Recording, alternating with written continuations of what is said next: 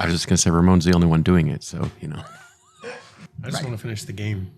Well, we're going to lose. No. I hate it when there's games that I don't finish. We got to win. We won last time. We're going to lose this time. No. You got to have the right attitude. I'm positive. Is it cooperative? It is. He's positive. Oh. We're going to lose. Okay, now I like it. I'm positive we're going to lose. I don't even know the game, but I like it.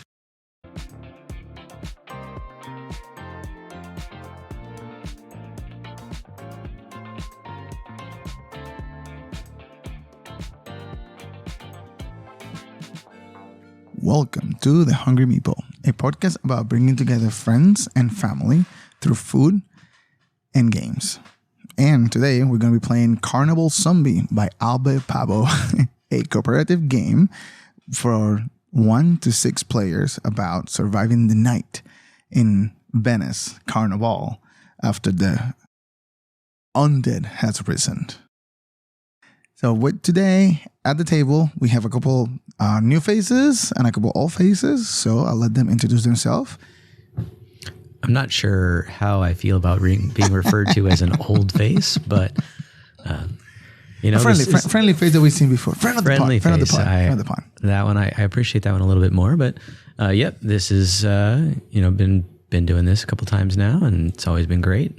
My name is Troy, and absolutely love playing games, playing board games, and hanging out with friends, and just having a good time. You know, whether you win or lose, it's still always fun to play games and be able to make jokes and laugh and just enjoy some time with friends. So. Excellent. And yeah, I'm Arlington. This is, I guess I'm technically one of the oldish faces because I've been to one. Right. One or two? I've been to one. Star Wars, right? Yeah. Excellent. You don't have any wrinkles. You're not an old face. Yeah, true. As we look at Troy. So, so I've been playing games most of my life of various varieties. Definitely spent a lot of time being more of a PC gamer and console gamer as a kid, but fell in love with board games and, love to play, love to drink, love to have a good time and just hang out with my friends. And it's a great hobby and great socialization. So it's a blast. Beautiful. And that's what we all about, right? Getting together with friends and playing. Go ahead. I'm one of the new people. What's your name? Troy. My name is Sean. There we go. Troy has introduced me to the board game group.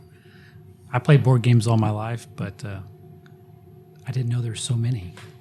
And so since talking with Troy, he introduced me to you guys, and then so I started connecting with you guys and playing all these other games. So now there's so many more. So we're enjoying it and having a good time, and now the kids are loving it. Beautiful. I'm glad to hear that. And lastly, you've never been to our podcast, right? No. There you go. So welcome. Thanks. I'm Chip, and board gaming has been something new to me in my adulthood. I didn't really play a lot of games growing up. It's great to be out here. I don't get to come out to the group as much as I want to. And when you said you were doing this and I had the time, I really wanted to try and get to it. Beautiful. We're happy to have you. And as always, with me is my beautiful partner in crime. Hello, everybody. I'm Saida again. Happy to be here and receiving our friends in our house and cooking for them and playing, hopefully, a very good game. A successful game. All right, and as always, I'm your host, Ramon Mercado. I'm really happy to have you guys over, and let's begin. All right. So, as you should for every dinner party, you should welcome your guests with a drink, and today we have 2 drinks. First, we wanted to try something super special, super spooky, since we know that this podcast should be coming out around Halloween, and we made a brain hemorrhage. How do you pronounce that? Go ahead. Hemorrhage. There we go. And it has, say that you want to say what it has? It has peach schnapp, right?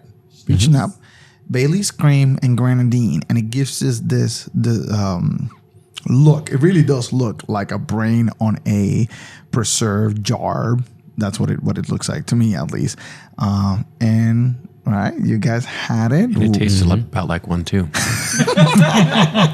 Yeah, there was a texture to it that was quite interesting. I did it in 2 drinks rather than kind of shooting it. And I think you should Rookie mistake. Yeah, I think you should have done the whole thing at once.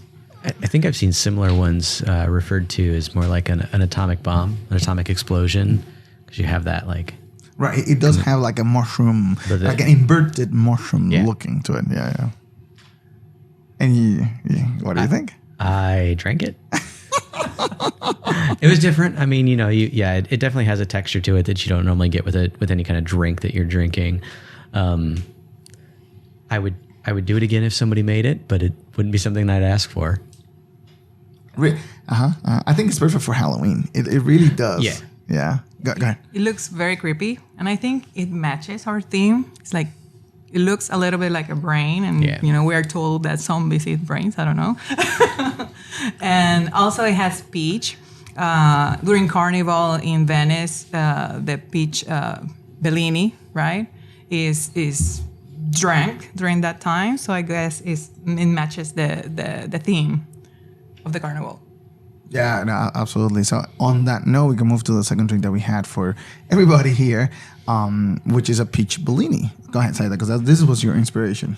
Well, it's like I said, it's a common drink during the carnival, and it has peach nectar with peach snaps again, and it's filled to the top with a prosecco. Yeah. So are you good? Cheers. Cheers, everyone.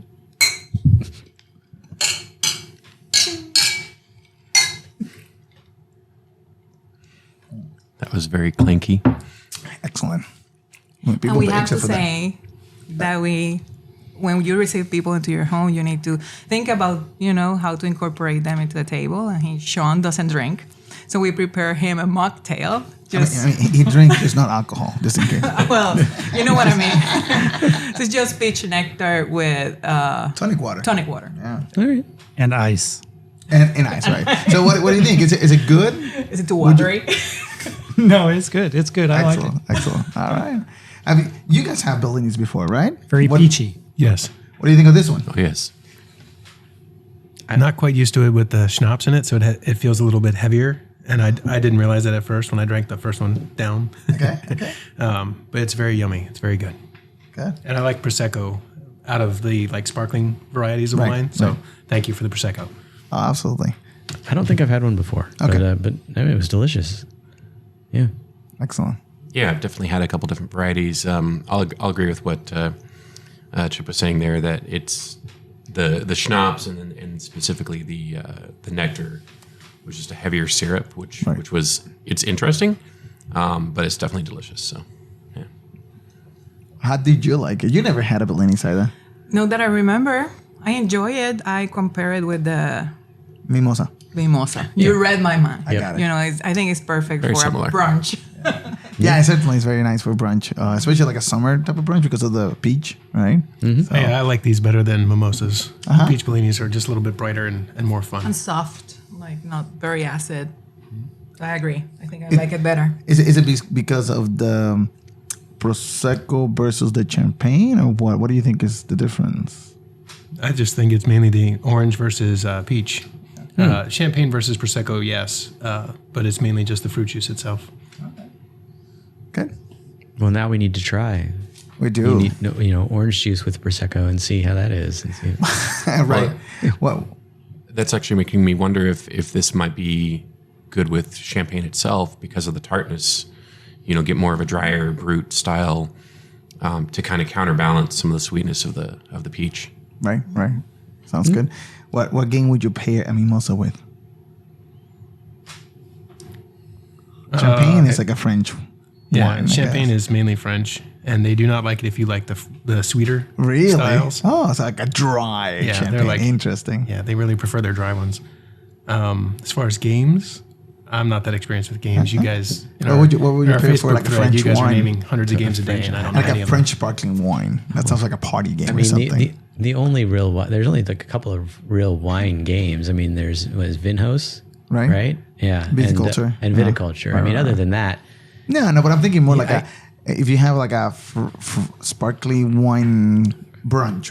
What game would you play at brunch? Because mimosa is very brunchy, right? Like if you go to brunch, that's usually what they have. So what game would you bring with you to brunch on your back pocket? or my purse. Well, I mean, if I'm going to fit it in my back pocket, Yeah. I'd probably bring Fuji Flush There you go. because it's light. It's true. It's you know, true. It's, Yeah. it's light and easy, and you just That's true. You toss back your mimosa and you toss cards down on the table, and There you go. There you go. So if you're ever in a brunch, bring Fuji Flush. Does that mean that the mimosa is light and easy? yeah. That's good. I like it. All right, guys. So with drink in hand, we can move on to table talk.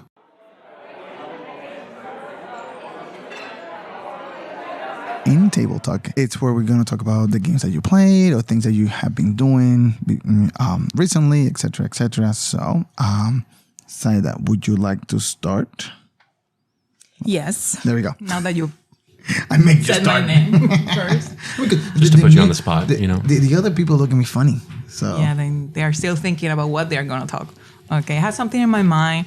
I recently made Ramon buy a copy of Monolith because I played it with our friend Erica. She's been in the podcast too. Remember, I played with Sean too. That was the first time.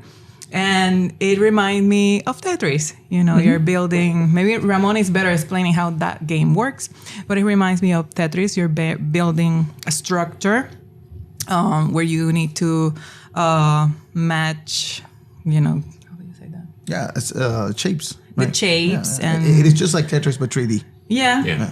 And you do not want to have holes in the game, in the walls or whatever. I don't know. The thing is, they remind me of Tetris, and my son Daniel loves Tetris. It was his birthday. He's really into the music. He plays piano, so every day we are listening the Tetris song in this house. So I thought it would be a great gift for him. So we bought it and we played it, and like twice, right? And in a row, and they loved it. I really enjoy it. It's a very fun game. I think it's a game that, since it is similar to Tetris, a lot of people will be willing to play. So is that a gateway game? How you call it? No. Yeah. I guess it is simple enough simple. that anybody can take it. And because get of the it. Yeah. theme, Yeah. I'm thinking that a lot of people that are not into board games, like us, I guess, will be willing to play it more. Yeah. Not obsessed, you know what I mean? I guess, yeah. So Monolith is a gateway drug. So yeah, obsession is a good word because you're not an addict because then you have to go to meetings. I was going to say it's borderline, addict, yeah. but I mean, we do have a lot of meetings multiple times a week. So Wait, that's right. maybe this is an We have addiction. weekly meetings. That's Yes, right. we do. That's right. Actually, Speaking of obsession, is a game that may cause an obsession in your kid. They will want to play it over and over. Adrian, Yeah. which is Daniel's brother, he wanted to keep playing that game. Yeah. And I told him, you can play it by yourself, just practice, And I think it's a very good game. So that's why I wanted to bring it here to the table and recommend it.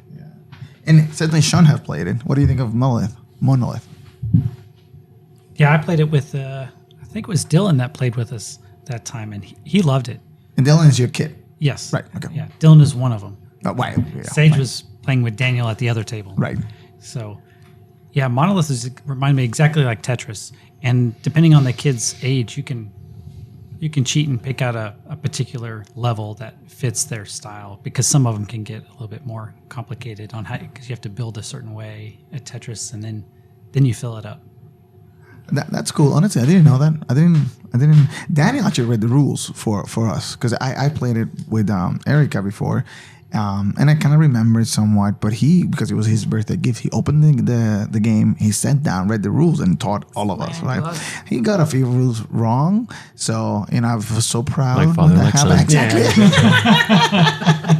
Exactly. I was so proud. I was waiting for just that. Like me, yeah. One of us had to do it. Yeah.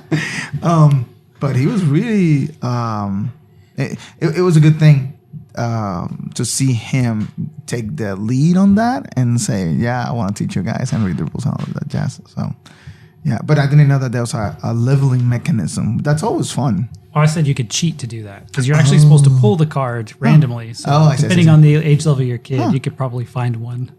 But that's Pull it good, out there though. and throw it down. We talked about this last There was time. one that was very difficult. I actually got stuck. You needed one of the walls, you needed to do 3 levels. And then the first level needed to be only one. That's for the structure part, the structure bonus that it has. And that was very difficult to do. But others were easy, fairly easy, like 2+, and then 0 or 1 in the other levels. Or the bottom full, and then with a hole in the middle, and then there's colors, depending on if you want colors on each side. Yeah. So for those of you that are listening have never played Monolith, like everybody's saying, it's a territory game. You are building this 3D structure, literally length, height, and width, with Tetris, 3D Tetris looking pieces. So it's not your typical polyomino type of game in which you have flat pieces like Isle of Cat. This is actual plastic pieces that are 3D shape, and you're building this cube looking thing right in the middle of your board.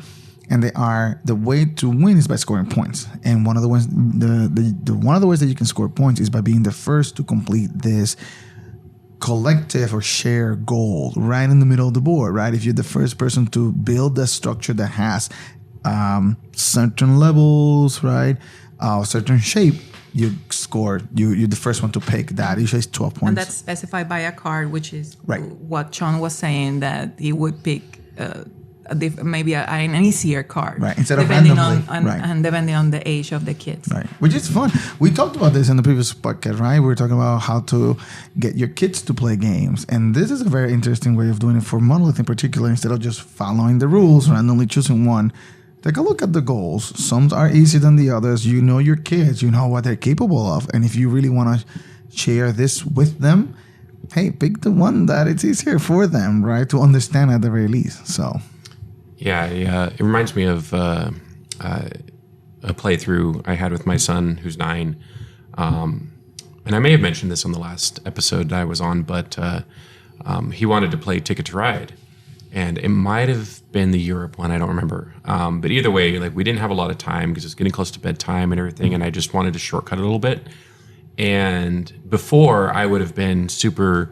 like, no, we got to play the rules and do this and do that, and it's got to be all perfect and everything. And because of the amount that I've been able to play with this group and just constantly adapting to having to learn new rules and adjust things, and then playing by Ramon's rules versus the written rules, I was super comfortable just saying, you know what? Okay, we're going to do it like this. And so we just cut out some rules and modified some others just to speed it up and allow it to have fun. He still got to play most of it, and we were able to finish the game, and he had a lot of fun. I had a lot of fun. Didn't have to stress about it, and I was like, and I just felt so confident doing that and just on the fly crafting a new game, essentially. And it was so cool. You made good memories. Yeah, right? exactly. Exactly. And he you know, he can play the game full rules. It's just he hadn't played it in a while. I didn't, you know, it can be fairly complicated, and I didn't want to deal with that at the time, and it was just easy, and we both had a lot of fun. So, oh, and I know Sean just played Ticket to Ride for the first time. Yeah, we just played. All the kids just played it for the first time. So you taught it. You didn't play. I did not. Right. No. Which is fine. I think you got all the rules right this time. Hopefully, because it's such an older game. I know the rules. I have to say, how do you miss the rules for Ticket to Ride? It's okay. People complain, but how many rules have you read and taught, Mr. Arlington? You know, he's like, yeah, read the rules for me and teach 3. There you go. You know, like he passed the buck and then complain when somebody does it So I wrong. guess you're not I'm not asking Troy complaining. then. Yeah, okay. I didn't say I was did you ask complaining. Troy? I'm just pointing out, like, there's Ramon rules and then there's the real rules. Just I miss rules. It happens. But they're usually the ones that are in your favor. Well, you know, I don't remember a rule until I'm going to play it. You know. Anyway, Sean, what do you think of Ticket to Ride?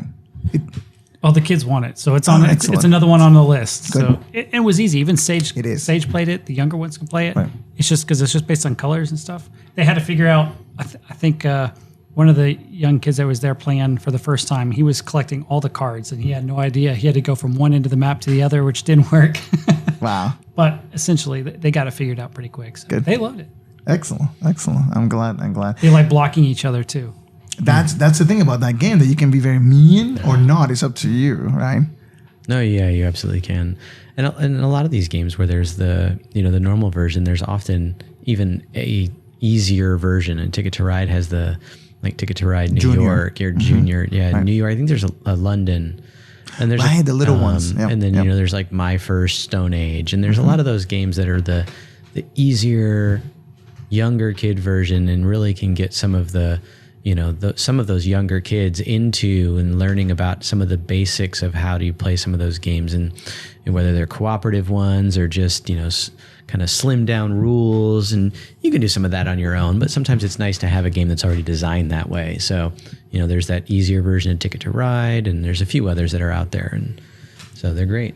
Yeah, it was just a few weeks ago. I was back in Seattle and was spending time with my sister. And my niece and nephews wanted to play a game with me, and they wanted to play Catan. But they had never played regular Catan. They'd only played Catan Junior. And so I got to introduce them to full-blown Catan. And my sister, their mom, she's played it, so she knew how to do it. It was fun, watching them try to adapt to it, because they're like, oh, well, I'll trade you goats. I'm just like, no, that's sheep. And, changing it out. And it's like, oh, well, you're supposed to do this. It's like, no, it's a little bit different. This is how it works. And I was always worried about that. In fact, I've kind of resisted introducing my son to some of the junior versions because, I know how he'll get well, this is the rules. This is what it's supposed to be. I'm like, yes, in that version of the game, sure, but not the regular version. And I'm like, he's smart enough. He can pick it up. So I'd, almost rather they learn the full version. But sometimes you can't, right? And sometimes they're just too young and they just need the simpler interface.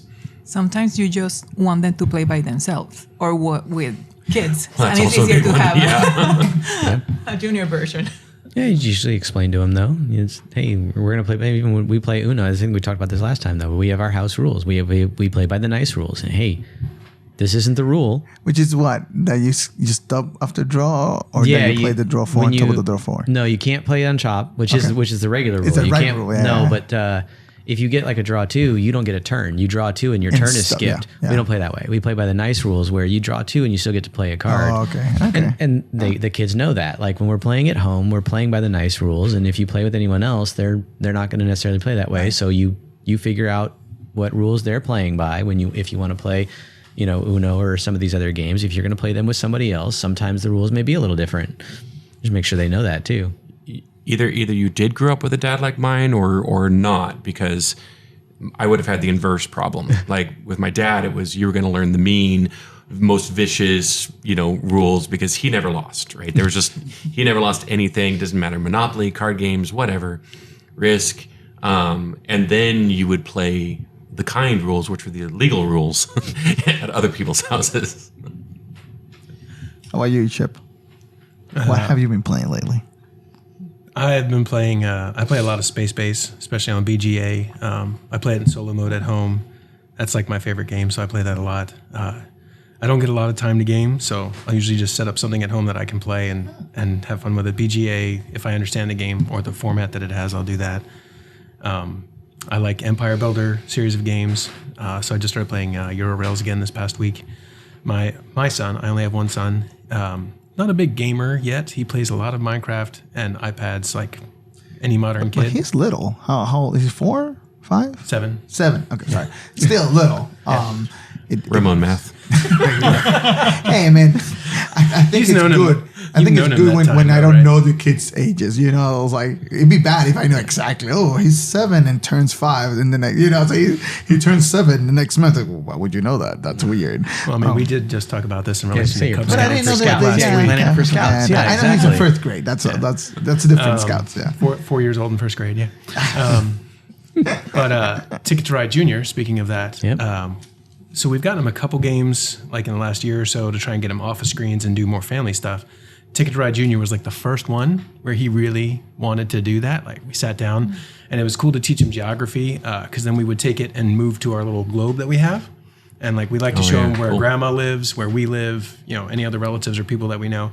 And we're able to show him places that are on the game as well, on the actual globe. I definitely have to tailor it down a little bit. The other game that I've been playing more often, just kind of randomly, I got Minecraft Builders and Biomes, the board game. It's good. It is. Skylar loves it. He doesn't play the real version. He likes to just kind of play a made-up version that he just does. So I've actually sort of made my own game out of it for us to play. And he still fights me on it. He's like, Dad, that's not how I want to play. It's not how I want to play. I'm like, well, let's just try this and see what you think. and he ends up really, really liking it. You guys are gonna have to remind me of that because my son's 10th birthday is next month, and by the time this comes out, hopefully maybe I'll get that for him. So it's a surprisingly good game for an IP like that, because a characterized often IP. Yeah. often those games they're definitely hit or miss. Sometimes they're good, sometimes they're really bad. And so there's a few though that I'm like, no, those are really good. Like the Hand of the King game, which I think you've played. Maybe not. That's fine. That one's a really good one based on the Lord of the Rings stuff, and then the Game of Thrones. As soon as I said it, I realized. Yes, that is great. I love that game. Yeah. As soon as it was like, oh, you got it, man. You were faster than I was. Based on the Game of Thrones. But the Builders and Biomes is actually a pretty good one because we got it the same kind of thing. Kids really interested in Minecraft, so let's get that, see if it's something they like, and it's a pretty good game. Instead of when he comes home from school, instead of just running straight to the TV and watching YouTube or doing Minecraft, he'll ask to go to the basement and play this game. He'll even set it up and he's interested in setting it up and doing most of the game himself and stuff like that. So it's been really fun to see him want to get away from the screens, aside from me forcing him, hey, we're going to go outside and go to a park. He really wants to do this. Start bringing him to game nights. We'll get more and more. We tried. He doesn't play board games, like I said. So when I brought him a few times, he just runs around and wants the kids to play with him, and all of your kids are playing games. But you see that we started like that. Our kids, and especially they still do. Daniel and even Adrian and even Daniel, they'll play 1 or 2, maybe 3 games. They are playing more and more as they get used to it. But at the end of the night, they're running around because they're kids, you know. And that's when I call it off. I was like, hey, it's time to go home, because we really shouldn't be. The venue doesn't like that when you do that. Right. But that being said, the kid, keep bringing him. If it's up to you completely. I don't want to sound like, hey, you should do this or that. But if really it's about developing that love for it, if that's something that you enjoy, you keep bringing him it, unless it's a problem or something happens that he really doesn't like to be with the other kids or whatever. I would never say force him to it, but hey, if certainly Daniel, for example, this is how we started with Daniel, and now he's really has become a board gamer to the point that for his birthday he wanted a game night. He just said, I just want a game night. Just buy some cake, and that's it. It's been difficult so far because the few times I get to come, I'm trying to play games with you guys and leave Skylar to play with the other kids, and he's not playing the board game. So then I'm half paying attention, right? Mm-hmm. But I came over here the other day, and you were playing a game with him upstairs, and he was really into it. At the beginning, the kids need guidance. But eventually, if you keep going and they see other kids doing it, they will, on their own, they will get together and grab a game. And play. Yeah, I've been coming to these year and a half or so, maybe almost 2 years, and especially the ones where we do at some of our houses. My son will just be off and playing on the Switch or just playing with some of the other kids, and then over the last 6 months, he started being like, hey, I want to play some too, and he'll come in and he'll play a round or 2 with us, and then he'll run off and do something else. And then when we're here at Ramon's, more often he's come down and tried to get the rest of the kids together and like, hey, let's play Uno, or let's play this, or let's play that. And so he'll play a couple rounds and then he disappears. And then what was it, this last Harbor game night, they had, Minecraft Uno, I think? Mm-hmm. Or no, they had Cards Against Humanity Family Edition. Mm. And he, along with all the other kids, everywhere from probably 8 to 14, they played it nonstop for 2 hours. And Sean's kids were there too. Yeah, right? Sean's kids were there too. Yeah, that's when you guys learn Ticket to Ride, right? Yeah. And that was Troy's daughter's game, right? Yeah. Yeah, and Quincy. Right. And then last night, right, we were doing a little game night, and he called me and complained and was upset at me because it's where was I? And then I said, well, I'm at game night, and he was mad that I was at game night and didn't take him and wanted me to come pick him up. And I'm like, I'm sorry, I'm only here for a few minutes, but he's he has been escalating how much he is engaging, and he's almost 10, and he's just now getting to that point. So Yeah, my 16-year-old, he'll want to sit home and play on the computer and be introverted. But as long as you pull him out, once you get him out there, he starts getting involved. And then he was playing the card games with him too the whole time, and he was glad he came. But it's sometimes they don't know what they want. You just bring them out, and once they get started, they're happy. Right. Not only with games, with so many other things in life, it's about introducing your kids to all these other things, exposing them, like Saida was saying. So keep bringing him, and as long as he's doing fine. And lastly, the most recent thing that I've been trying was a game with you, Ramon, and Troy, Forest Shuffle on BGA. How do you play that again? I don't know. Forest Shuffle? I don't know. It that sounded up? easy. I did. Paul. You did? you? Oh, okay. It sounded Wow. easy, but I Is don't it think just the three of it must us? be in an alpha version on BGA, because I don't it's like think you so. get this bonus turn or you get this free turn, and it's not giving you anything. You select a card like it says, or you play a card, and that's it. I think I kind of getting it, what I have to do, but to be honest, I saw there was a card game, and I thought I'm smart enough to click through this game and learning as I play, and it hasn't happened yet. Yeah, I've been messaging you guys on the side. I'm like, do any of you get this? Like, we're not getting any of the bonus or extra stuff that the cards say it happens. So that's the main things for me, and just trying to get my son into it more. He does look over my shoulder when I play Space Base on BGA, and he wants to play that. Okay. But he doesn't want to play it when I have it spread out in my basement, for like the real board game. Right. So, Right. but It's a bigger game. he'll get there. Yeah, that's the thing. It's a bigger game. Something else that Arlington was saying, and something that we learned actually from Pete, who's been in the podcast as well and listens. We talked to him, and he was saying how one of his kids would sit at the table, play his turn, and then just run away, and until it's his turn again. And that's something that honestly it drives me bonkers, right? But he explaining it like, you have to understand that they're children, they need to run around. You can't expect them to sit for 3 hours in a game. If you really want them to at least participate and be part of this experience with you, you need to give them that leeway. If they need to run out and just walk, do something in the 30 minutes, especially a game like Terraforming Mars or a game that has a lot of downtime, it's difficult for them, right? I don't think that's space-based, because space-based, you're doing something all the time, right? When somebody else rolls the dice, you do something. When you roll the dice, you do something. Yeah. But that's not. But I was just gonna say that if you're listening and you're trying to get your kids to play with you, or getting to be in the, or they've shown some sort of interest in the hobby, hey, be mindful that they won't sit through the downtimes, and let them run around. No? Yeah, I see you, Troy. I think you also. Are you gonna drink that? No. I think you stop also turning kind the brain towards me. No, I turned it. I think you also kind of nailed on touched on something that is really important to understand. Like, we can sit down and play Carnival Zombie or Feast for Odin or Heat or something like that, where it's going to be 2, 3, 4, 6, 12-hour long sessions. And even then we go crazy. You go crazy. I'm okay. But the little kids, like, Alaric loves Uno.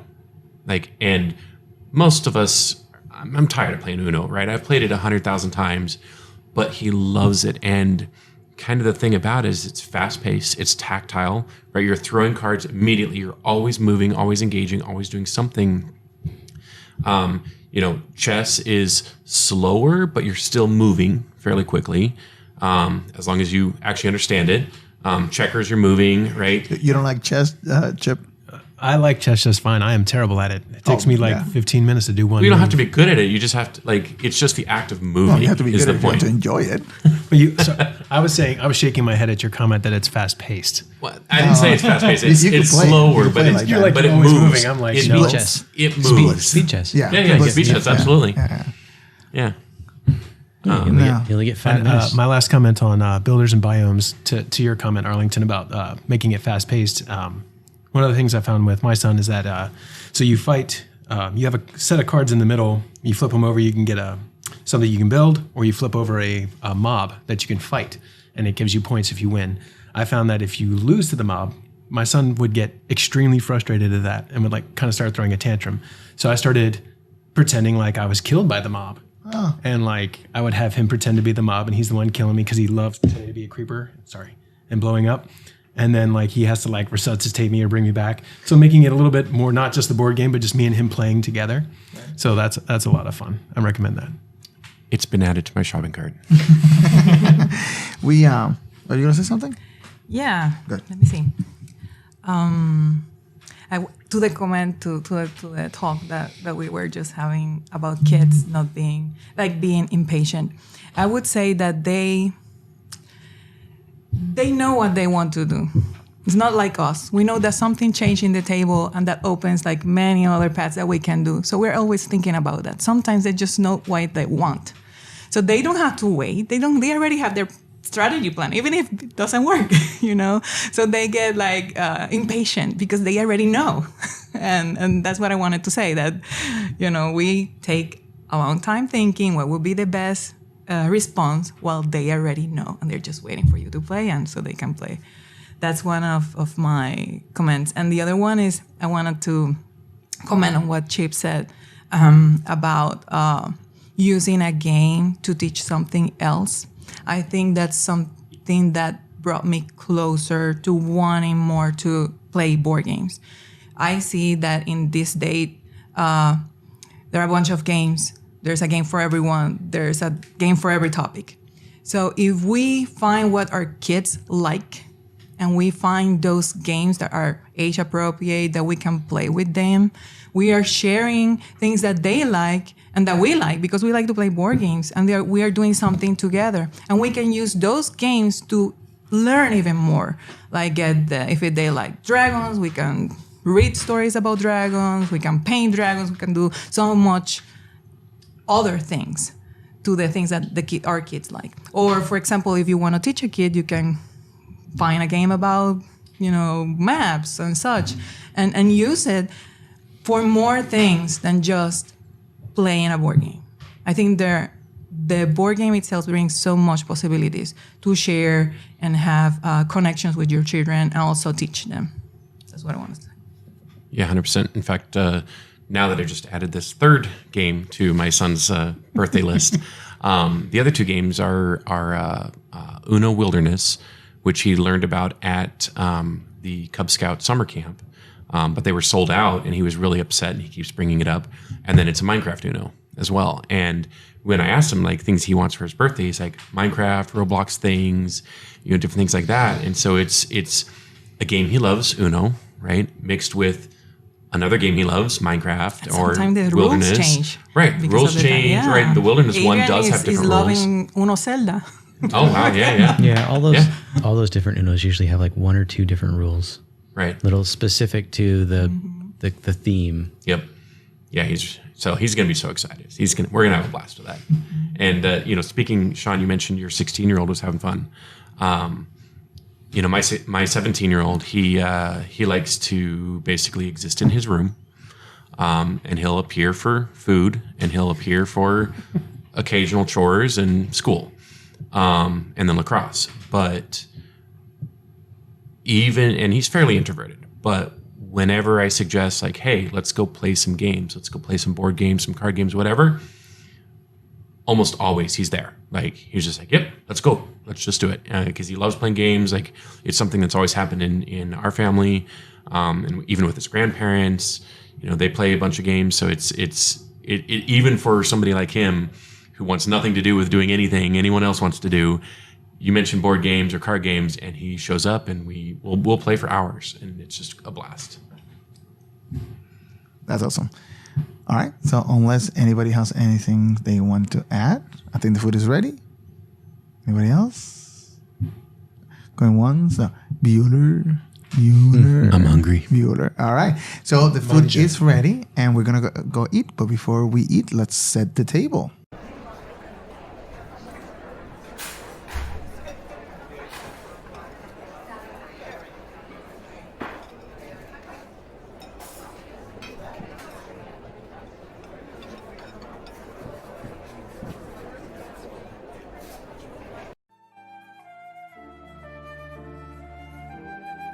It is Carnival in Venice.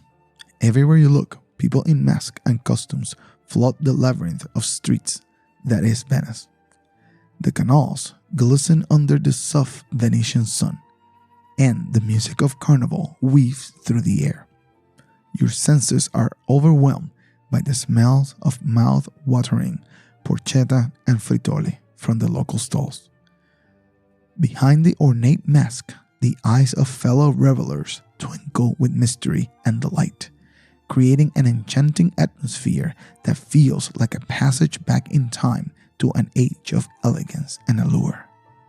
When suddenly the earth beneath your feet tremble and screams break the spell of Carnival, you look at a distance and can't believe your eyes. Rotting corpses rising from the water. This is Carnival Zombie. In the game Carnival Zombie, your objective is for your group to help each other and escape the city of Venice as the horde of zombies have taken over. Over the course of 3 days, your group of survivors will try to make their way from a starting location in Venice to one of the 4 exit points. 2 different docks, the Freedom Bridge and the Campanile di San Marco, where you can take an airship. Alternatively, and if you have the courage and the right tools, you can make a last stand at the Doge Palace, the Duke Palace, and try to vanquish the Goliath and all the zombies with it. A day is split into daylight hours and nighttime hours. During daylight, your crew of survivors will make their way through the city, moving from location to location, consuming the daylight hours as they move. The map of Venice is depicted in a corner of the game board, and a pawn representing your group is moved from one location to the next, showing your group's progress. As dusk approaches, so does the horde of zombies. At night, it is too dangerous to move about, and you must hunker down at your final location, barricade yourselves, and survive the incoming horde. However, not all locations are the same. Locations provide fortifications that help you fight the zombies and obstacles that hinder your groups on the fight against the horde. Some locations have a mix of fortifications and obstacles, while other locations only have obstacles.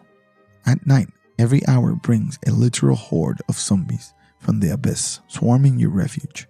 At this point, the game of Carnival Zombie becomes a game of tower defense.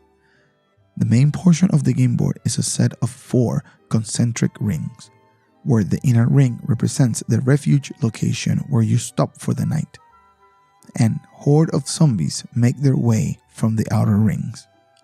The board is split into 8 pie slices, 2 for every cardinal direction, north, east, south, and west. A survivor can only fight those zombies on its cardinal location. That is, if a character is in the north side of the refuge, that character can shoot zombies on any of the 2 pie slices of the north side. How far a survivor can shoot and how much damage does it do depends on the character's abilities and those items you may have found while moving through the city during daylight. At the start of every nighttime hour, every section of the outer ring receives at least 3 zombies. Zombies are represented by an array of cubes of different colors. You draw the cubes randomly from a bag called the Abyss. So every hour, you'll add at least 24 cubes. And there are zombie bosses that may change how many cubes you add or otherwise make things more interesting. As dawn approaches, the horde wanes and you seize the opportunity to run away. On the last nighttime hour, your group must pick a cardinal direction to exit the refuge. However, the location must have an exit in that direction on the Venice map on the board. If at least one of the survivors made it through the night, you may continue to move the next day and find another refuge, or try and exit Venice. If you reach any of the exit locations at dusk, instead of playing the normal nighttime tower defense, you'll play a different scenario with its own rules for that location. If, however, you didn't make it to any of the exit locations, you can play a special scenario that will give you extra resources for when you try again. And with the table set, let's eat.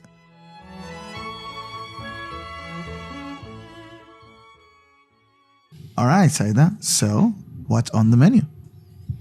In today's menu, we had a sandwich, a porchetta sandwich, which is a roasted slow roasted pork. And we decided to do that because after reading of food from Carnival in Venice, usually they sell sandwiches as street food. And also, and for dessert, we have, it's called like, they're fritters, like donuts, fritters. They call it frittole venicense. And it's like a donut dough with raisins and pine nuts. And it's like the vignette, but the Italian version, I guess, is very popular during the carnival. And it's usually served with the bellinis. Right. So you guys had the porchetta sandwiches. What do you guys think? I thought it was delicious. I mean, I just want to say the porchetta sandwich, it's made with the belly. We were talking about this before, right? They're made with the pork belly, which is the bacon part. We have two cuts of meat. Well, yeah. The belly and the porchetta is just roasted slow pork. Is that what it means? Okay. That's what I understood that it means. But it's very delicious when you do it with the pork belly because you can have the crispy skin also. But today we have a little bit of pork belly with the skin, and the other is a shoulder cut. Yeah, Boston butt. Yeah. Yeah. So, and Troy, you did have the one with the skin on. Yeah, I did, and it with was the pork rinds. absolutely delicious. That the crispy part's the best part. I agree. I didn't think to put the broccolini in the sandwich, which I wish that I would have. So Yeah, we failed at that. Yeah, so they didn't give enough instruction. Yeah. Did you at least pour? Because I wasn't here when you guys ate. I needed to pick up my girl. Well, drop her at preschool. But did you use the sauce? Yes. Like the Yes, the sauce was delicious. Yes, that okay. that made the whole thing even better, and the bread just nice and moist in deliciousness.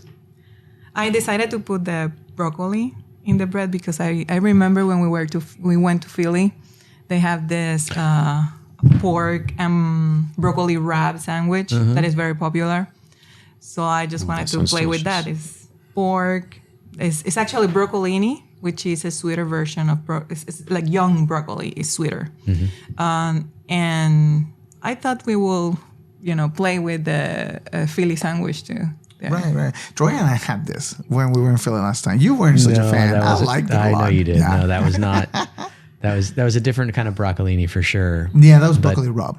Broccoli rabe. It's a little bit more bitter. Yes, but no, I think that the broccoli in the sandwich actually would have made it even better, just for me, like because it was really good, especially with the sauce, pouring that on there. But the broccoli would have given it a little bit more of like the soft kind of the liquid flavor, not flavor, but the liquid, the kind of the bread and pork are not necessarily usually very moist ones, so that would have added a little bit more. So the sauce did a really good job, but the broccolini would have been nice too, and it tasted good by itself, so it would have been good in the sandwich.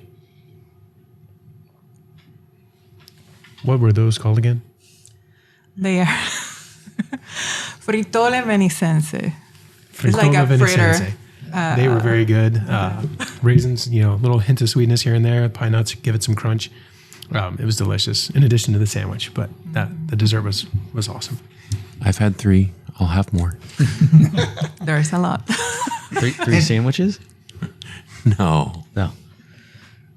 Was that ice cream? The raspberry? Yeah, it was a gelato that was store bought by Ramon. Yeah, you just dip that in there, and that adds it perfect. I love warm stuff with cold stuff. So I always, when I have like a warm donut, I want something like an ice cream to like you did dip it. Exactly. And you made those in the air fryer, right? We were talking about that. No, those are fried.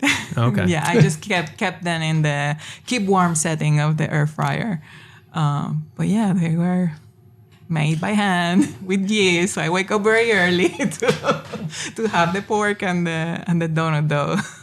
But honestly, even though it is work, you were saying that it wasn't such a bad thing, that you could do it on a regular basis.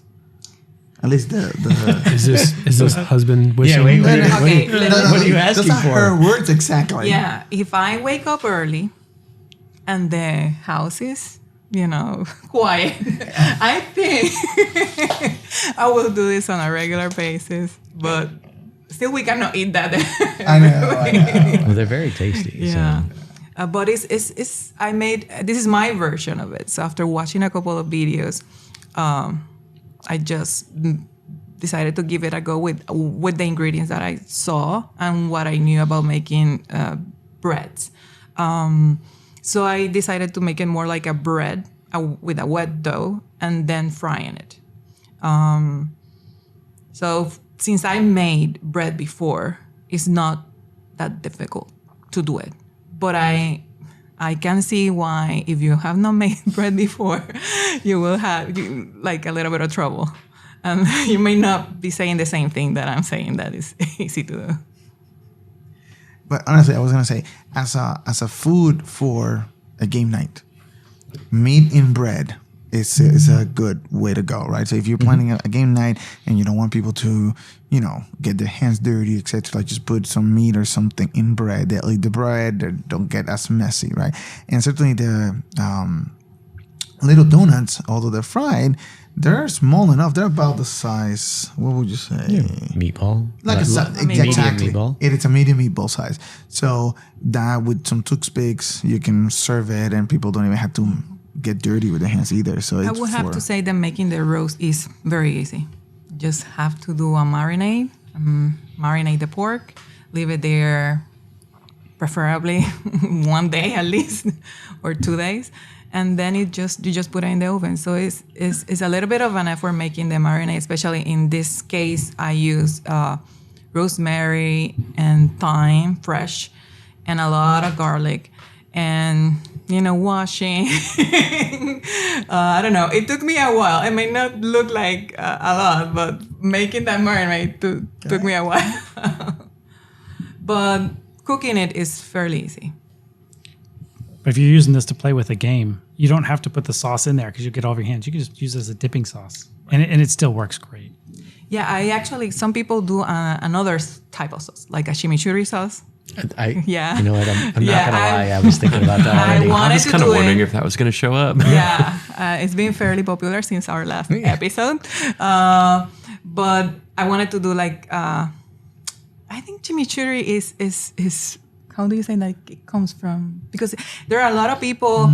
There are a lot of people of Italian descendants in Argentina. So I think chimichurri is like the modified version of an Italian sauce.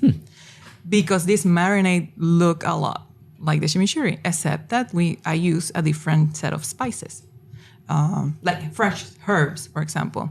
The other ingredients were almost the same. A lot of garlic, chili pepper, chili flakes, olive oil.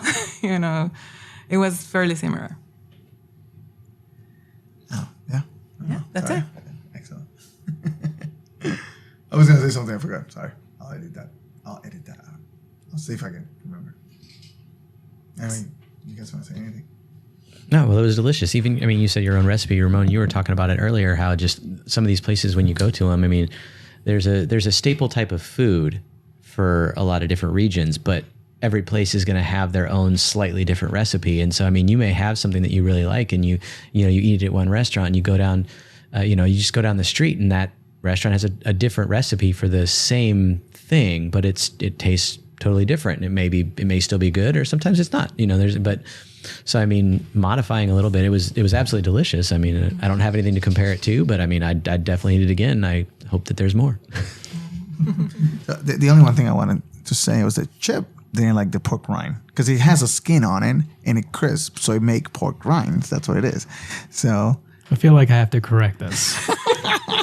I've never had the pork rinds in the bag that are like potato chips. You never had those, or those Right. are the only ones you had. I've never had those, and that's So the only, what that's kind the of only, pork like, rinds you've fr- ever had? I don't know if skin has come on the pork in my over 40 years of being alive. I have eaten it, I'm sure, because I love that. But I skipped on it today because there wasn't that much of it, and I wanted you guys to have it. You were so go crazy for this. Just for you to have. So I just took the other piece just to be nice. Ah, And sure. We then needed sure, to eat sure. his. Yeah, I when gave him mine. when I ate gave him his, mine. it was amazing with the like inch of fat on it. Yes, it was great, and it's still in my teeth. I still learned have to your like get lesson. it out of my teeth. It was amazing. But next time I'll be selfish and take the pieces for myself. Do it.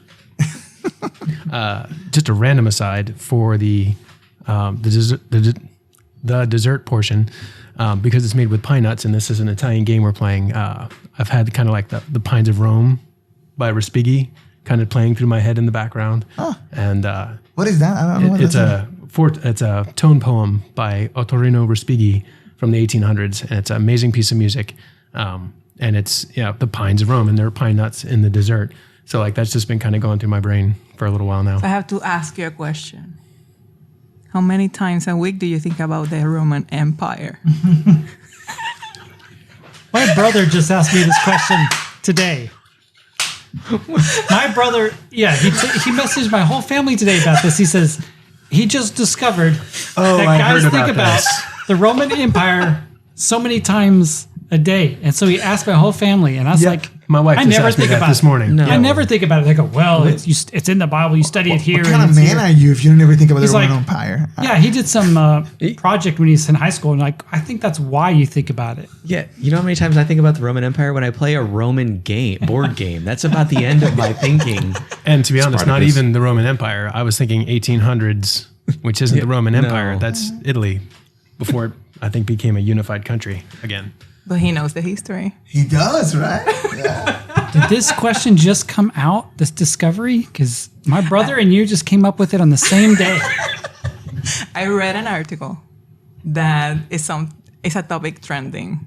Yeah, it's definitely a meme out there right now. It's how often it is, and to be honest, it's not every day, but I thought it's fairly often because I watch a lot of YouTube videos and I love history, and so there's been a lot of stuff about better understanding of what the Roman Empire was about, and just lots of misunderstandings about what they were, what they weren't, and yeah, so it's not uncommon for me to think about it. So just saying. Ramon, you have not said anything, have you? Well, every time I flush, I think about the Roman Empire, right? Because they have wow, good aqueducts, point. and, right? And that's So every day? and pretty much Indoor Maybe plumbing. multiple times? Inventors of indoor plumbing. So There you go.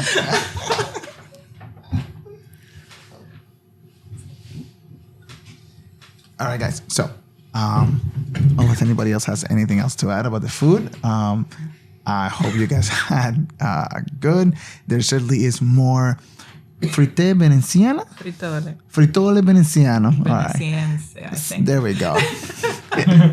Fried Venetian dough. Let's call it that. There's plenty more. We'll eat it as we play, but let's play.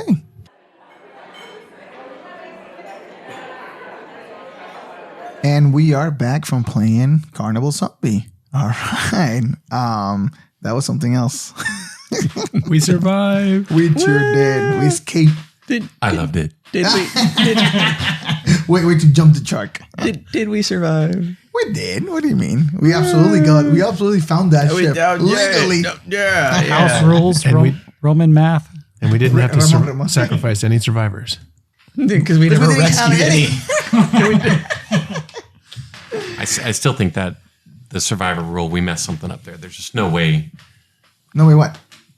that we didn't have any for all the ones that we kept pulling in. Okay. Like it feels You like have something to- was off. You have to. So at the end of the round, you have to have killed all the zombies in their area. So that's the only way they survive. If they're still are infected. So if they're still infected in their cave, at the end of the round, they don't survive because you ran the other direction. Right. Sure. You ran. All right, guys. So, real quick, initial impressions. What do you guys think of the game? I mean, clearly, Arlington loved it. Very much so. Excellent. Saida, what do you think? I like the theme and how it was integrated in the game. I felt like I was in the carnival fighting zombies, but I'm not a fan of zombie games. So. But I really enjoy, the theme and the integration.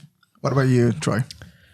I think it's one of those games that if that were one that you played frequently, then it would probably be a lot more enjoyable because you would become so much more familiar with the rules, with the mechanics, with the abilities and things that it would flow a little bit better. But I think with just a couple of plays, like you're just not going to get everything down, especially with there being different scenarios that that you can play through or different places you can go for the ending. So you have different, then the whole rules change. And so, with just one or two plays, I don't think you're going to get as much of it as you would if that were a game that like a legacy game almost that you were playing, every week or every couple of weeks, instead of the dozens of different games that we go through. We don't often play the same game, that many times. So right. What about you, Sean? If you're going to play with kids under 16, you definitely need to know how to play this game because they're going to get get bored. They're not going to know what's going on. You're going to spend so much time trying to read these rules because it's got a lot of nuances and particulars that you really have to work out.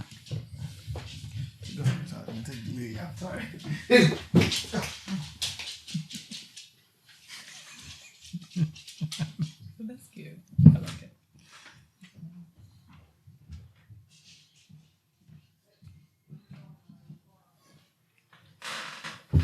We should just say some terrible things that he'll be cutting out anyway. The amount of Ramon math in that game was ridiculous. The rule changes only in his favor. That was great. Yeah, but his favor was our favor in this game, so that worked out for us. Except when it targeted me like 3 times. That's fine. You didn't die. Yeah, but did we die? True. He definitely needed to read the end scenarios. Come on. We needed to understand that was important to know ahead of time. Yeah. But that's what I mean. There's 4 or 5 different scenarios that you can end on, and so it's hard to have it. It's a lot of rules for unless you play it a few times, even just reading the rules, it's just going to be hard to get all of that and be familiar with it so that whatever one comes up, it's not like a normal game where, you read the rules and it's the same, like, hey, you've got 10 things you can do and that's it. But here, you get those 10 things and then there's, depending on which way you go, there's 10 more things this way or 10 this way or 10 this way. So even if he had read the rules, who knows if that would have helped. Hey, I read the rules and watch videos. I try to prepare myself as much as you can. But I agree, there's so much variability in the game, right? And there's a whole nother map on the back, with a whole nother set of rules for Milan. So there's you could get lost on that game and just play it week after week after week after week. But there are definitely people out there that enjoy that. They have 3 or 4 games and they play the same one for a long time, and that's what they like, and that's great. I think this is good for a seasonal game. You can play it on Halloween or even at the actual carnival dates. So you can get your own group and have something seasonal going on and play it. Yeah. Yeah, I liked how cooperative it was. We were spending every round figuring out who was going to do what. Like if I move here, I can do this. You can do that. You can shoot over there. You can shoot past obstacles. So we were all working together and very much trying to, stay engaged with each other, pay attention to our items, our actions. Yeah, it was great. Yeah, I agree. That's talking about the dynamic of the group dynamic, right? The cooperative. Yeah. What do you think of compare maybe with that pandemic or other cooperative group? I know that some people don't really like cooperative games because depending on the groups, you can often have someone who just takes charge, and we've played a couple over the last few years, and I don't think we've really ever run into that. So, a large part of whether some people enjoy those types of games is that whether they feel like they're actually part of the group. And I think for the most part, we made suggestions and ideas, but it was still like hey, it's your card. And it happened a few times where it was like, no, I want to do this. And all right, cool. Do it. Does it work? Yes, no, whatever. But you can definitely have people that just try to take over, and that can make those games not as fun. We just didn't have that, so that was nice. Yeah, I can't remember what I was going to say. No, but I really did enjoy it. I haven't played very many of the cooperative games, and I know there's certainly some rules that would have hindered our ability to communicate like at nighttime and stuff, if we had gone to that level. But just how the characters played off of each other, the different features and functions, it was just really solid, and it was a lot of fun. I mean, everyone else is like, well, maybe we'll play this once a year, and I'm like, let's play it monthly, or let's do No it. one wants to play it all Halloween. Yeah. I'm in. October, I mean. Especially because we know, like Troy was saying, now we know the basic rules, right? And we could do the same boat finale, right? Right. But we could try to do the other ones, and the first time we'll fumble through it because that's just part of learning a new game. But once you know the finale, you've done it once or twice. Yeah, I find it very thematic. I think that's what you were saying. But certainly, game we discussed so much. I think this is one of the games in which we discussed much more. Certainly when we played the Star Wars Pandemic one. Remember? We did discuss a little bit, but you kind of, I don't know, maybe because it was a simpler game or for whatever reason, you just did your own thing, right? But here we were talking all the time. Right. Like, Yeah, it definitely benefited from that and allowed you to just really craft and plan ahead. And you had to what work. you wanted to do. Yeah, Right. you really had You to did. work with other people in this one. And pandemic a little bit, but a lot of it's really your own, what you're doing, I think. And this one, you can't just do your own thing. Right. It's not going to work. and it's because Pandemic, it's there's a map and you can move and go off somewhere and across the map and do your own thing. Here it's tower defense. We're all huddle. We were in the refuge together, right? Facing the horde of zombies coming relentlessly. That feels relentlessly, right? So, yeah. And having multiple points of view, we were able to, someone would realize something like that we're in the day, at the nighttime, these two things would really be really effective in the first 2 hours, and the third hour, not so much. But we were like so focused on the boss or different things, like someone would come in at a different time and point out something more relevant, or that we could do things at a different time. Right. So basically, it's a tower defense game. It's split into multiple days. Each day has a day phase and a night phase. During the day, you move through the map, and at night you hunker down somewhere and just fight the waves of zombies coming through you. What do you think about that mechanic of the day having the 4 hours and how you traverse the map? What do you think of that mechanic in particular? I thought that was somewhat different. Have you seen that in other games? No, I mean, I've seen the tower defense. I can't. There's another one that it's on the tip of my tongue, but I can't remember which one it is. But it's just that aspect of it. So I haven't seen one that has kind of the map where you're moving around, and that does impact things a little bit, because where you end up on the map can impact what, whether you have obstacles or fortifications when it's nighttime, or whether it sinks, because that can happen in this game, that the locations can sink, making it harder to travel through them. And so there's definitely, it adds another aspect to that tower defense. It's not just get resources, hunker down, and kill off zombies. It's also have to plan that movement and try to use that daytime effectively. It does seem very challenging. It is. And we played on easy. Just remind everybody. I have no idea how you go on on medium or hard to get to any of those exit locations. Yeah. How would you get to any of them without sacrificing your entire daytime? I think you have to. Yeah, like we did almost at the end, right? Yeah. You can get incapacitated and come back. So I don't know if that would be something that would happen. I mean, that would happen likely happen more often if you were playing on the harder ones. Nobody ever got into the high stress level in this game. The terror. So, which is, kind of your hit points, basically. No one ever got into that high area of that or got incapacitated. So I'm sure that would happen more if we were playing on those. And you just have to kind of see how you recover from that. There's some way. From one day to the next, not having the time to rest. Yeah. You will go into the night stressed out and then incapacitate for that night.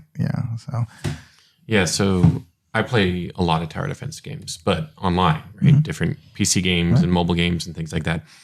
So that day-night mechanic is actually really nice, because you're, in a lot of those types of games, right? You play through a level or play through a round, and then you can go do your setup. And so then you can, merge things and upgrade things. And it felt very much like a digital Like a tower. MOBA. Yeah. Yeah. Like a digital tower defense game, like a real one. And I've always wondered how that would play in a board game, and honestly, I think it turned out really well. Like it was, they had all the right kinds of mechanics. You could upgrade, you could level up, and it was dependent on pluses and minuses here and there, and losing features, losing capabilities, burning special abilities. It was great. If you're thinking of families or kids, it'll help them cooperate. Absolutely. Because you have a good group. It'll teach them to work together, to work each of their characters' strengths in order to complete the mission. And with families, it'll help the whole families work together. You're not at each other's throats trying to play the game. Yeah. I was going to say, now you did mention the characters. And so every character has their special powers. It's minor, but it's significant. I remember, Chips, in particular, you were the medic. And I remember you at the end of the last night or so, at some point, you're like, I really want to surge, but I'm the medic. And I see some of you are stressed out. I better help you out. What do you think of that? Yeah, it was slightly annoying. Frustrating. Because I had a whole deck of things I wanted to search for. And that last one that I pulled out was really cool. And you said there's more characters in the box? There are 3 more characters. One in particular looks really interesting. I don't know if you guys remember from The Walking Dead, there's one character that it's walking with other zombies. Oh, yeah. Right? So it's kind of like that. So instead of killing the zombies, you actually trap them and you just get special powers for it. You actually take the cubes and put it on your character card. So that's the one that's very, very different than the other ones. And there are 2 other ones that they're just similar, right? Just like the ones that we played, just different powers. That's it. Yeah, I was going to mention that. Do you get to choose them randomly? You can if you want, or you can choose whatever you want. If I would play in this game, I would always pick the medic. Really? It's like Oregon Trail when you're the doctor. Like that's the only way to survive that game. Yeah. So you think you need the medic? Yeah, to relieve the stress from certain people at certain times. Sure. Absolutely. There's so many ways to die in this game, and it's so hard. You have to have a character that can like help you out and get rid of the paranoia cubes too. Mm-hmm. Mm-hmm. Yeah. No. I mean, you keyed in on it, and I didn't pick it up when you were saying it, but it really is a MOBA, absolutely, right. and that mechanic right there, especially like when we had like the medic and sniper combo of like, all right, heal you up, bam bam, heal you up, bam bam, right, and take out that paranoia and reset everybody. Like that is 100% how a MOBA works, and to play that. In a board game, which MOBAs do have a tower defense component to it. That was really fun. Like, you're kind of metagaming, right? You're playing like 2 or 3 different types of games all at the same time.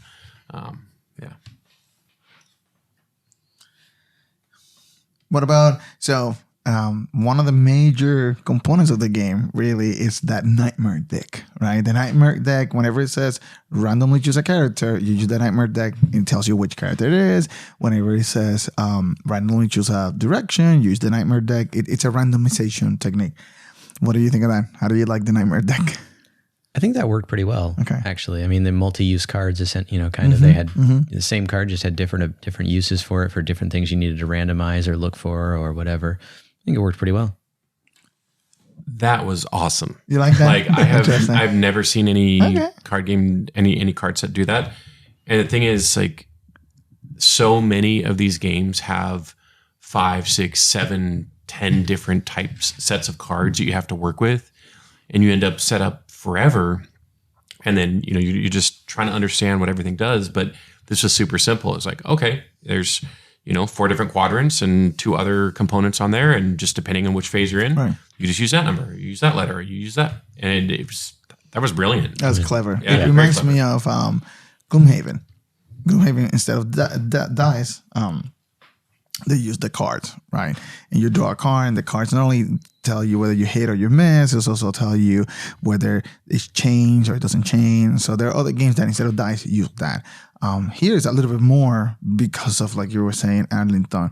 The card actually has 1, 2, 3, 4, 5, And even within those, there's one extra information. So 5 sectors. And yeah, I thought it was clever. Yeah. Is it too random? I mean, Of the game in general, what do you guys think? No? You felt well with the amount of randomness or no? When it came to searching for items and you had to randomly select who it went to, that was kind of. I think I wanted a little less. That was there. only Sean's special ability. No. You mean when you kill a boss? Because when you kill a boss, it says randomly give an item to a character. Yeah, there was a few times. Yeah, well, and that's it. When you search, you get the item. Whether you get the item or you get something else, right? That's the randomness of so the three possible, just for the listeners, the three possible outcomes were you get a survivor, you get an item, or you get a stress, and either choose item or survivor. So more likely than not, you're supposed to get the item, but somehow we got a lot of survivors that kind of never came into play, I guess. So I would say we played this on Tuesday just to kind of get a hang of it before we played it today. And the nightmare card, specifically what you were asking about, was very busy to me. I did not understand it. The different pictures didn't quite make sense to me. Cards were on the other side of the table near you guys. But tonight was a lot better. I was able to kind of figure things out. And as soon as the card came out, I was either excited or not based on what it was. Okay. And I was able to tell that before you guys reacted to it. Okay.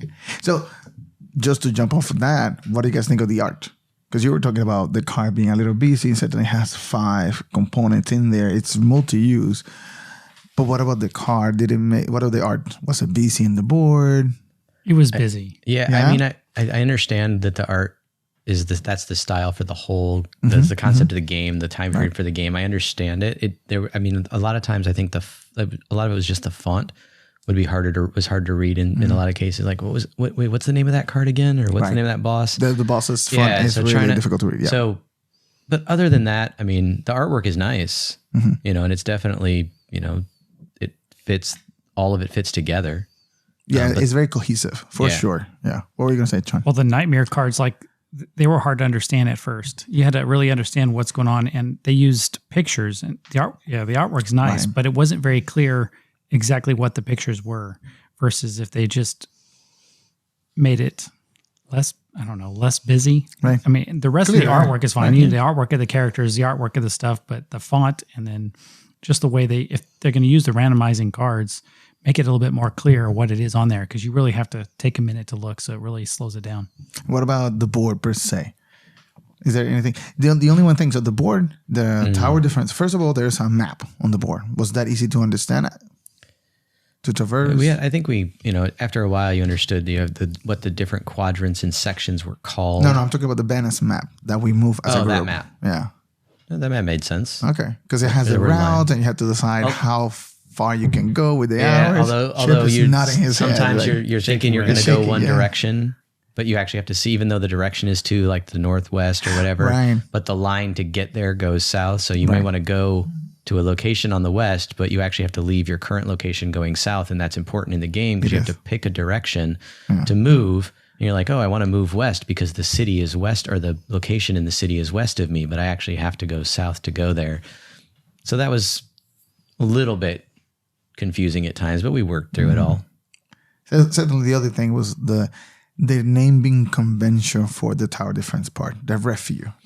So first you have the refuge, which is the inner circle where we're standing, and that's split into 4 pits. And then each pit is split into 2 caves, and then each cave is split into 3 spaces. And then you have the barricades. That's on ring 1. That's different than the actual ring 1 space, right? But you can get the monsters attack from ring 1 and also the barricades. But if there's a monster in the barricade, you can't. So there. And throughout the rules, and of course you guys don't have that experience because you didn't read the rules, there is there's no a naming convention. Sometimes they talk about space, sometimes they talk about area, sometimes they talk about different things for the same. And no clarity. That's because they have pit, cave, and section, but you couldn't tell what they meant by that, and even the names of it weren't clear what they're representing. Right. Troy, you did look at the rules a little bit. What do you think? Yeah, I mean, I think they could definitely use a little bit of clarity, and especially with the board, there's not really huge indicators on the board itself to section off those different things to help you understand what they might mean by some of those. You have to kind of figure it out as you go through, and which we did a lot of through the first playthrough. So it was a little bit easier for those of us who had played that day to be able to explain it, today. But the map and the rules, just a little bit more clarity would have been nice, or a little bit of change in, color or highlighting on the map, just to show like this is what this area is, or this is this section is one section versus another or whatever. And some of it was figuring out or using common sense. Like one of the cards was fire at the caves adjacent to, and like there's nothing in the rules or nothing that says what adjacent is. So like we had to basically just use common sense that obviously he's already firing in this direction, so these have to be the addition or whatever the card is doing. There's something else I was going to say, I forgot. That's okay. Along those lines of clarity by adjacent. Oh, and in the last finale that we did, the boat, then they start talking about orthogonally adjacent, which in a circle is like one. There's another finale in which they talk about that, or I was reading through the rules, or another portion in which they talk about a cardinal movement in the circle in the tower defense area, which is a circle with rings. And I was like, oh, what? That was really complicated for some reason. But you figure it out very quickly, Troy. You knew, which makes sense because you have a cross of cards. So of course, yeah, right. But normally you wouldn't go in a circle and consider that orthogonally adjacent. Correct. So that was but that was the only place you could go. Right. So you're like, oh, like Chip said, you kind of had to use some common sense or some little logic there to be like, okay, well, if you can go orthogonal, then clearly it must mean around in a circle, just not all the way around or something. We can go to the one right next to it in the circle, not further. Right. I think probably one of the most frustrating things when we're talking about clarity was the little moon icon on the night card, like the gold moon or the metal moon. Yeah. And like whether or not we activated it at that point in time, whether or not we had to use it during that hour. I know we played differently on Tuesday than we did today with that. That was very like every single round we were trying to figure out when and how we can use these things, or if we can use them, or backtracking like, well, yeah, we were going to use that explosive thing. We are going to use that this round, but we didn't quite say it or something. Right. So that was probably the most frustrating part of the game, was we had to keep coming back to that time and time again. Yeah, I would definitely say that the player aid card itself could have used some work. Be more clear on the order of operations, and like, okay, this, then this, and this. 1, 2, 3 instead with of numbers and bullets. Right, numbers and bullets, and specific clarity about why you're doing what. I realized there was a lot that they had to cram in there, right? But they could have worded it a little differently and structured it a little differently. And this is the second edition of this game, though, I think, too. It is. That terrifies me for revision 1. and so revision 1 was very popular. It's very old, too. I think 90s. Yeah. Oh, wow. Or maybe early 2000s, right? And this is second edition because that one was out of print for the longest, and the publisher and the designer really didn't want to sell the license, so they wanted to print it themselves, and they got this opportunity through Kickstarter. Okay. No, but I was gonna say for the cards, my main issue is that some card says through the night, some card says till dawn. Some guys said, don't say anything, And I was like, just be consistent, If some of them, they said words and gave you that explanation, and then others, they had a symbol. Right. That was like, okay, this symbol means this capability. And there just wasn't a lot of consistency with that, right? Pick one or the other, or, Right. Don't try and do it all.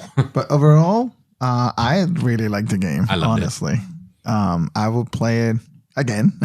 Absolutely, right? Arlington, I'm in. you're Yep. welcome to come and we'll play again. And anybody else too. Not just handle it. Arlington. Yeah, I'd like to play again before I forget the rules. Exactly. That's Beautiful. Like Troy was saying, We don't do that. you play one game over and over and over again. That's me at home Yeah. when I get time. But with you guys, like I'll play a game and then a year later, 2 years later, I'll play it again. And you guys like, you played this before, right? And I'm like, yes, but Twice. it's gone. Yeah. 3 months ago. Yeah. I will say as the game being fun, we were laughing a lot. We were. Like Yeah. every round we were laughing. Every time we had to the infected and the bosses entered or anything happened, the finale, like we were like sighing and groaning and like over and over multiple times per round. It was hilarious. And can't finish this without talking about the corpse table. The pile of corpse. So that's your favorite mechanic? No. Getting but chipped. Getting chipped. It's not my favorite mechanic, but It's official now. we had It's your mechanic. we had so much fun with it because of that, or because of me, because I did it stupidly on Tuesday. So the idea is that for those that you are listening, whenever all the infected, all the minions or smaller zombies are represented with cubes of different colors. When you're done doing your action and you kill, I don't know, 3 or 4 infected, you grab all those 3 or 4, however many cubes you killed, and you drop them into this little cardboard piece that it looks like a Coffin. no, the Gravestone. gravestone. It looks like a gravestone, right? You dropped it into this little thing that looks like a gravestone that could probably hold maybe like 15 cubes, right?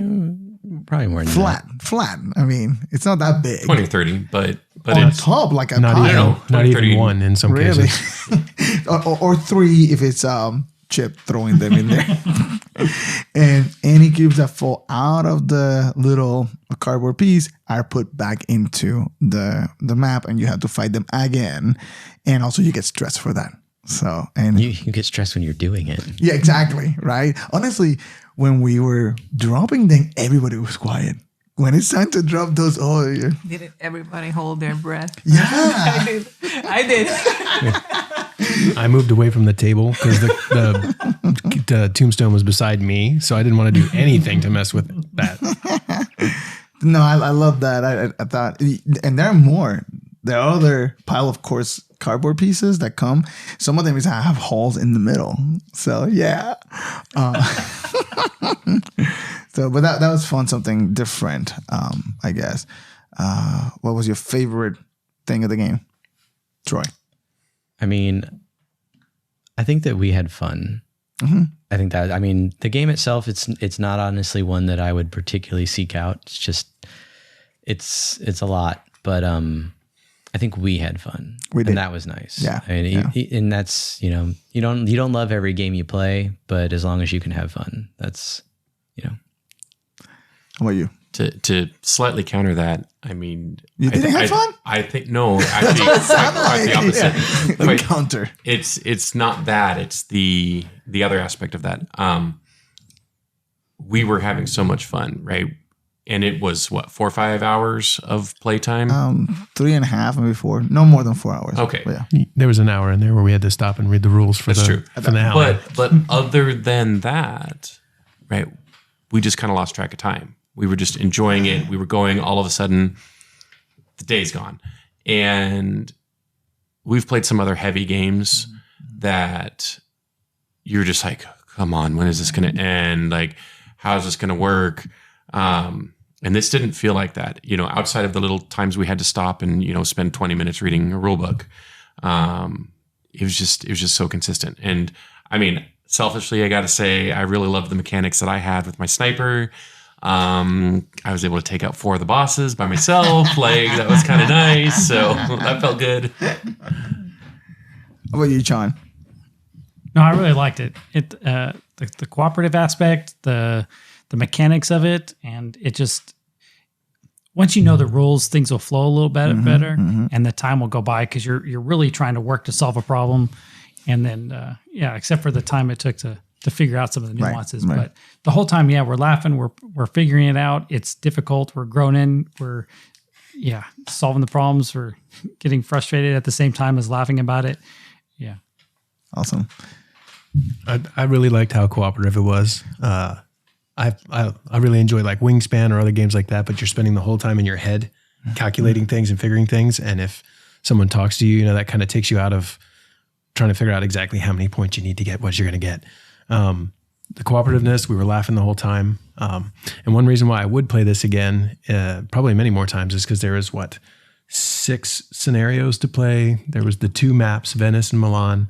There's 5 different endings on the game, period. So and you said the corpse pile has the holes in it. So there's almost an infinite number of variations you could play upon this. The variability is very high. Yeah. Saida, what was your favorite thing?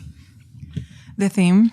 Again, I said I'm not into zombie games, but this game I really wanted to save ourselves. I love the story of the Leviathan. I wanted to escape the Venice, and I wanted to kill the zombies, and I wanted all of us, to work together to do it, and I think it worked, and I enjoy. Listening to you and, Arlington being the hero, like he wanted to kill all the bosses by himself. It was fun. Yeah, so I just want to go back to what Troy was saying and just bring it around. I think everybody says that we have fun, right? And I think that this game, because it kind of gets out of the way, there are other zombie games and there are other games in which it's all about the zombies, it's all about the game, it's all about the rules. And even though these rules are a little bit complicated, once you get it going, it really is about us talking and deciding what to do. So I really wanted to double down on that from what Chip was saying. One thing I noticed throughout the whole game is, there's a lot of rules and it's a lot of complicated rules. At no point, other than the times that we had to just double check something or read up on a scenario, was there ever any individual player at the table that drastically delayed game time, right? The processing, we might be talking through a scenario and maybe it might take a minute or two to be like, all right, do we want to go this route or this route? But we were able to make decisions very quickly and kept it moving, which meant we could just keep having fun and keep playing, which that is just so refreshing compared to a lot of other games. Like, those in your head games, they can be fun, but I'm here to socialize and I want to engage, and we could do that. And not only that, but the rules themselves, the mechanics that they were talking about and the rule clarifications they weren't just rules, right? It was actually like, okay, well, you get an extra. It's very thematic. Bullet, right? Yeah, it's very thematic. Everything was very thematic. Really, so it's really, I felt immersed. Yes, Like 100%. I was actually trying to, kill the zombies and get out of that. And the fact that they're so relentless. Every hour you get 3 more, not 3, 24 more, right? It's 8 times. 8 times 3. 24. Yeah, 24. So every hour you get 24 new zombies that you have to kill. Unless you have least. the Casanova. And Yeah, then at you least. get exactly. Yeah, at least. Yeah. You get 8 more. So 32. So it felt relentless. So it really, I think that's the way the game kind of like keeps you in the present. It's like, okay, now deal with this. Okay, now deal with this. Okay, now deal with this. So, and I really enjoy that. And while there's a lot of rule overhead before you sit in the table, once you know that, once you know the setup, everything else melts away. It's like you have one action. Are you gonna fire? Are you gonna stab? What you gonna do? Like move. And you take your action. Same thing during the day, especially because you have to move, and most of the day actions you're gonna spend moving. You may have 1 or 2 hours left. It's only 2 actions that you get to do during the day. So even though it took us 3 hours to play, it didn't feel like that because we were constantly doing something. Okay, where are we going to move now? What are you going to do? What are you going to do? It's like, are you going to rest? Can you heal me?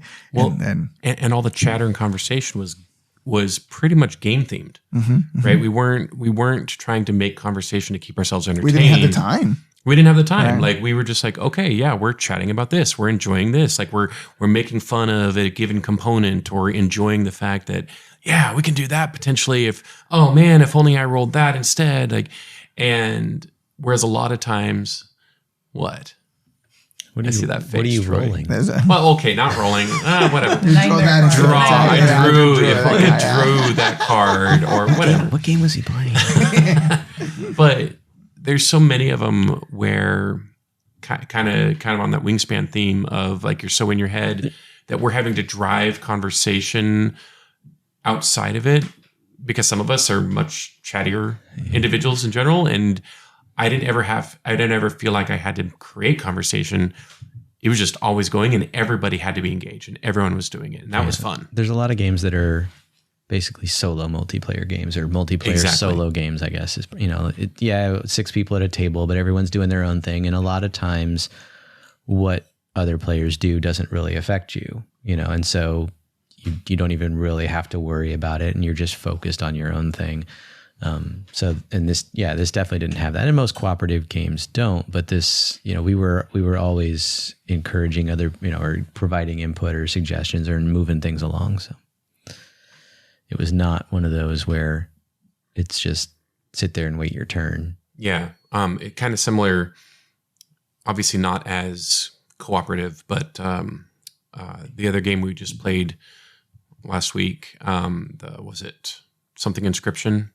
Twilight Inscription. Twilight Inscription. Yeah, that's the opposite of that. It is. Well, no, but because of like the war mechanic where you were working solo, but you were building up against to defend yourself against, your neighbors, and all those mechanics. I really loved that.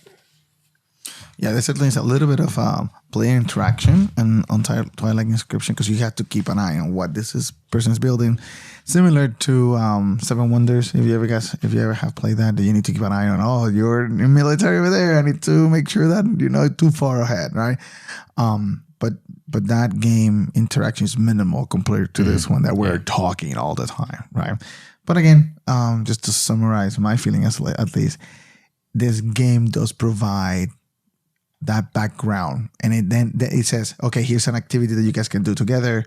Go survive the night, and I'm just gonna step over here and let you guys have fun, right? And that's how I felt with this game, and that's why I like it so much. And honestly, I really enjoyed it. It was a lot of fun.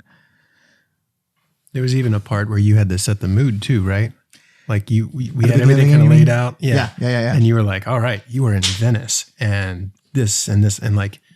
It was kind of like, all right, focus in. We're going to just put ourselves in this space and this time. Certainly, this game allows for that, right? At the beginning, you can really just say, hey, we're in Venice. This happened. Now it's your turn to rummage around the city of Venice and get ready. And once you have found the things that you search as much as you can, then come over here and get together with us, right? And just that part of the setup sets the story so well that ending of the setup is also kind of like setting of the story, and that they do that so well in this game, right? And I think it just carries through to the rest of the game as well. So, all right. Well, thank you guys for coming. I appreciate that. For those of you that are listening, if you guys want to see the pictures of the food that we have, remember thehungrymeeple.com. Or any of the social medias, Facebook, Instagram, Twitter, etc. The Hungry Meeple. That's our handle in all of them. TikTok as well. And again, thank you Troy, Arlington, Sean, and Chip for coming over. I hope you guys have fun. I hope you guys are fed. I hope you guys come back. Thank you, Saida, for everything you've done, preparing the food and enable us to have fun as well. I hope you have fun too, Saida. I did. All right. And with that, unless anybody else has anything to say. Thank you, Zaida, for the food. Thank you. Yes, thank you. Thank you to our hosts. All right, guys. Thanks again. And till next time, stay hungry.